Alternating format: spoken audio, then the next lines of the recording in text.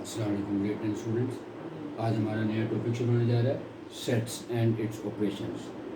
Set जो है आप 5, 6, 7, 8 वगैरह क्लास छोटी क्लासेस में पढ़ते आ रहे हैं, लेकिन यहाँ पे 10th क्लास में भी तकरीबन ऑपरेशंस तो वही हैं, लेकिन थोड़ा सा डिफरेंट है। डिफरेंट क्या होगा कि यहाँ पे जो आपको सेट दिए होंगे उसके एलिमेंट्स नहीं बताए होते, उसको उन्होंने या तो डिस्क्रिप्टिव फॉर्म में लिखा होता है नॉर्मली, या सेट बिल्डर फॉर्म में लिखा होता है। तो इसमें सिम्बल्स होते हैं, उन सिम्बल्स को कैसे समझना है आज वो आपको तरीका बताऊँगा। और जो सेट्स इंपॉर्टेंट सेट्स हैं पहले वो आपको समझाऊँगा कि कौन कौन से सेट्स हैं, उनके एलिमेंट्स क्या होते हैं, ताकि जब हम उसके ऑपरेशंस करें, ऑपरेशंस बहुत ही आसान है।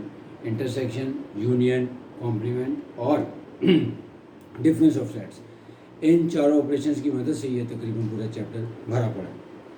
सबसे पहले टाइप्स ऑफ सेट्स देखते हैं। आपने पढ़ा है पहले भी क्लासेस में, नेचुरल नंबर्स को काउंटिंग नंबर्स कहते हैं, जो 1 से स्टार्ट होते हैं, तो यानी 1, 2, 3 and so on. Whole numbers में 0 भी ऐड हो जाता है, 0, 1, 2, 3 एंड सो ऑन, इसके अंदर ये होल नंबर्स हैं। फिर even numbers which are divisible by 2, या जो 2 के टेबल से डिवाइड हो जाते हैं, 2, 4, 6 एंड सो ऑन। और for odd numbers which are not divisible by 2, यानी ऐसे नंबर जो 2 से डिवाइड नहीं होते, 1, 3, 5, 7 एंड सो ऑन। फिर जी प्लस का मतलब है set of positive integers. Positive integers का क्या मतलब होगा, +1, +2, +3 एंड सो ऑन। फिर जी माइनस का मतलब है नेगेटिव इंटीजर्स, तो हो जाएगा -1, -2, -3 एंड सो ऑन। फिर खाली जी का मतलब क्या होगा, सेट ऑफ इंटीजर्स, इसका मतलब पॉजिटिव और नेगेटिव दोनों आ जाएंगी और साथ 0 भी ऐड हो जाएगा, यानी 0 +-1 +-2 +-3 एंड सो ऑन। उसके बाद P फॉर प्राइम नंबर्स। अब आपको पता है प्राइम नंबर्स क्या होते हैं, which are divisible by 1 and itself, या जिसके सिर्फ 2 ही फैक्टर्स होते हैं, यानी 1 और इटसेल्फ। अपने और 1 के अलावा ये किसी से डिवाइड नहीं होता। 2, 3, 5, 7, 11, 13, 17, 19 एंड सो ऑन। फिर C for composite numbers. The numbers which are not prime are called composite numbers. तो कंपोजिट नंबर जो प्राइम नहीं होंगे, यानी 4, 6, 8, 9, 10, या जिसके 2 से ज़्यादा फैक्टर्स होते हैं। याद रखने की बात क्या है कि 1 जो है वो ना ही प्राइम है और ना ही कंपोजिट है, यानी 1 एक ऐसा नंबर है जो कि नीदर प्राइम नॉर कंपोजिट, क्योंकि दोनों की डेफिनेशन पे पूरा नहीं उतरता, क्योंकि 1 एक ही नंबर है तो इटसेल्फ भी वही है, और इसी तरह क्योंकि इसके 2 से ज़्यादा फैक्टर्स नहीं हैं, लिहाजा ये ना कंपोजिट है और ना ही प्राइम। अब आते हैं ऑपरेशंस की तरफ। ऑपरेशन बहुत सिंपल होते हैं कि यूनिवर्सल सेट दिया हुआ, यूनिवर्सल सेट का मतलब क्या होगा, ऐसा सेट जिसमें से बाकी रिमेनिंग सेट्स बनाएंगे। मैंने सपोज किया कि यूनिवर्सल सेट है 1, 2, 3 से लेके 8 तक नेचुरल नंबर्स लिए। फिर सेट ए लिया 2, 4, 6, यानी फर्स्ट 3 इवन नंबर्स लिए। इसी तरह सेट बी उसमें से लिया 1, 3, 5 जो ऑड नंबर्स को शो कर रहा है, और सेट सी लिया 2, 3, 5, 7 जो कि प्राइम नंबर्स को शो कर रहा है। अब डिफरेंट ऑपरेशंस हैं। पहले इंटरसेक्शन। इंटरसेक्शन का मतलब क्या होता है कि वो मेंबर्स लेने हैं जो दोनों में पाए जाते हो, यानी ए में भी और बी में भी, या in other words the numbers which are common in both sets are known as intersection of sets. यानी 2, 4, 6 और 1, 3, 5 में कोई चीज़ कॉमन नहीं थी, जैसे इसको एम्प्टी सेट लिखा जाएगा। एम्प्टी सेट को लिखने के 2 तरीके हैं कि ये 2 खाली कर्ली ब्रैकेट लिखें, या ये सिंबल यूज़ करें जिसको पढ़ते हैं 5। फिर बी यूनियन सी। अब बी यूनियन सी, बी के एलिमेंट्स लिखे हैं 1, 3, 5, सी के लिखे 2, 3, 5, 7। जब यूनियन लेंगे तो हम क्या करेंगे, बी और सी दोनों के सारे एलिमेंट्स लिख लेंगे, लेकिन कोई एलिमेंट रिपीट नहीं होना चाहिए, और कोशिश करेंगे ऑर्डर में लिखें ताकि पता लग जाए। मसलन 1, 3, 5 था, 2, 3, 5, 7, तो 1, फिर 2, फिर 3, फिर 5, फिर 7, यानी ऑर्डर में लिखने से ये पता लग जाता है कोई नंबर रिपीट हो रहा है कि नहीं हो रहा। उसके बाद difference of sets A minus C. अब ए माइनस सी का मतलब क्या है कि इसमें से माइनस नहीं करना, हमने वो एलिमेंट्स लेने हैं जो ए में है और सी में ना हो, यानी difference of sets means if we are going to find A minus C, it means only those elements are to be counted for which are contained in A but not in C. A के elements हैं 2, 4, 6 और C के हैं 2, 3, 5, 7। इसका तो वो elements लेंगे जो A में और C में ना हो, वो है 2 और 6 जो A में है लेकिन C में नहीं है। एक और एग्जाम्पल ले लेते हैं, B माइनस C। अब इसका क्या मतलब होगा we will take those elements which are contained in B but not in C. तो बी माइनस सी में देखें 1 3 5 था बी में और सी में था 2 3 5 7। तो 1 एक ऐसा नंबर है जो बी में लेकिन सी में नहीं था।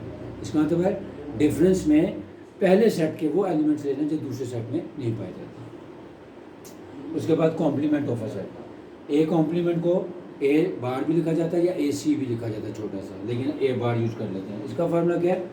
यू माइनस ए, यानी यूनिवर्सल सेट में से इस सेट को माइनस करेंगे और तरीकाकार वही होगा कि वो एलिमेंट्स लेंगे जो यूनिवर्सल सेट में है लेकिन उस सेट में नहीं है। तो देखें A complement is equal to U minus A, universal set के एलिमेंट्स लिखे 1 2 3 से लेकर 8 तक, माइनस ए के एलिमेंट्स लिखे 2 4 6। अब वो एलिमेंट्स को आपने देखना है which are contained in U but not in A, वो है 1 3 5 7 एंड 8। एक और example B complement U minus B. अब वो एलिमेंट्स लेंगे जो यू में और बी में ना हो। तो यू के एलिमेंट्स लिखें 1 2 3 से लेकर 8 तक और बी के एलिमेंट्स लिखे 1 3 5। अब 1 3 5 के अलावा बाकी सारे एलिमेंट्स ले लेंगे 2 4 6 7 एंड 8। यानी ये 4 बेसिक ऑपरेशंस हैं। अब ये सेट्स हैं, यही सेट्स हैं जो आपके पूरे चैप्टर में यूज़ होने हैं। ये उसके बेसिक ऑपरेशन है जो पूरे चैप्टर में यूज़ होने हैं। अब उसके बाद कुछ दो इम्पॉर्टेंट चीज़ें हैं वो आपने ध्यान में रखनी है कि इम्पोर्टेंट में क्या है। ये दो इम्पोर्टेंट बातें हैं कि अगर कोई सेट ए, यानी if a set A is an empty set and B set is a natural number, whole number, integers, कोई भी सेट हो सकता है। फ़र्क क्या है कि एक सेट एम्प्टी सेट है और दूसरा कोई सेट है, तो उन दोनों का इंटरसेक्शन हमेशा एम्प्टी सेट होगा और यूनियन हमेशा वो सेट होगा। इसलिए मैंने सपोज लिया if A is an empty set and B is set of natural number, then their intersection will be phi या empty set and their union will be that number या that set. So A intersection B is equal to 5 या empty set and A union B is equal to natural number. तो book में जो question होंगे वो चाहे natural number हो, चाहे होल नंबर हो, चाहे इवन नंबर हो, चाहे ऑड नंबर हो, तो आपने यही असूल अपनाना है कि अगर एक सेट एम्प्टी सेट है और दूसरा सेट नॉन एम्प्टी सेट है तो उन दोनों का इंटरसेक्शन हमेशा एम्प्टी सेट होगा और यूनियन हमेशा वो सेट होगा या नॉन एम्प्टी सेट होगा। दूसरा इंपॉर्टेंट रिलेशन कि अगर एक ए है और ए कॉम्प्लीमेंट है, यानी ए क्या होगा जो ऐसे एलिमेंट्स होंगे जो ए कॉम्प्लीमेंट में नहीं होते और ए कॉम्प्लीमेंट क्या होगा वो ऐसे एलिमेंट्स होंगे जो ए में नहीं होंगे। लिहाजा इन दोनों का इंटरसेक्शन हमेशा एम्प्टी सेट होगा। तो ये लिखेंगे A intersection A complement is always an empty set and their union is always a universal set. क्योंकि जो ए और ए कॉम्प्लीमेंट दोनों हैं वो हमने यूनिवर्सल सेट में सिलेक्ट किए होते हैं। तो इसका मतलब है जब इनका यूनियन लेंगे तो वो यूनिवर्सल सेट मिलेगा। दोबारा बता देता हूँ, if A is an empty set and B is any set से whole number, then their intersection will be empty set and their union will be whole numbers और दैट पर्टिकुलर सेट। और A complement का intersection हमेशा 5 set होगा और union हमेशा universal set होगा। अब जो तीसरी इंपॉर्टेंट बात है इसमें, चौथी इंपॉर्टेंट बात, एक तो हो गए सेट्स हो गए, ऑपरेशंस हो गए और इम्पोर्टेंट रिलेशंस हो गए। अब सिंबल्स आ गए। सिंबल्स का क्या मतलब है?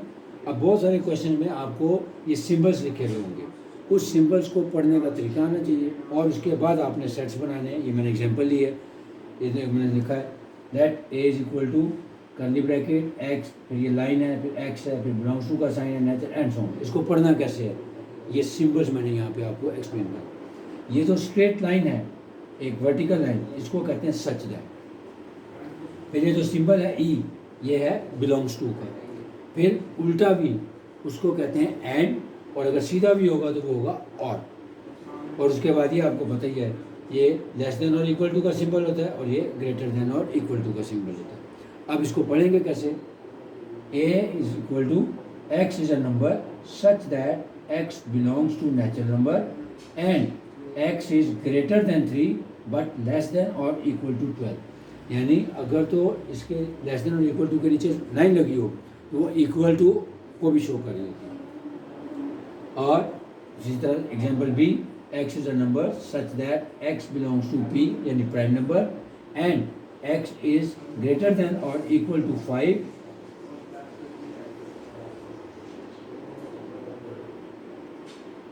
बट लेस देन और इक्वल टू 25।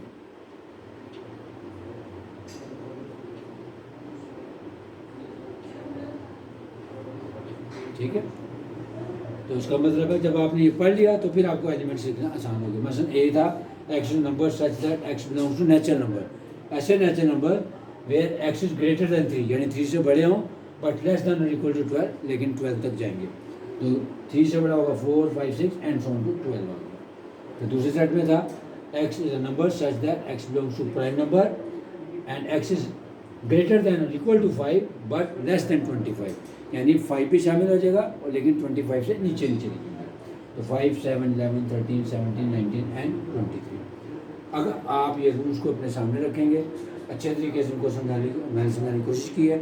अब इन रूल्स को सामने रखते हुए आप एक्सरसाइज 5.1 और इवन 5.2 भी आराम से कर सकेंगे।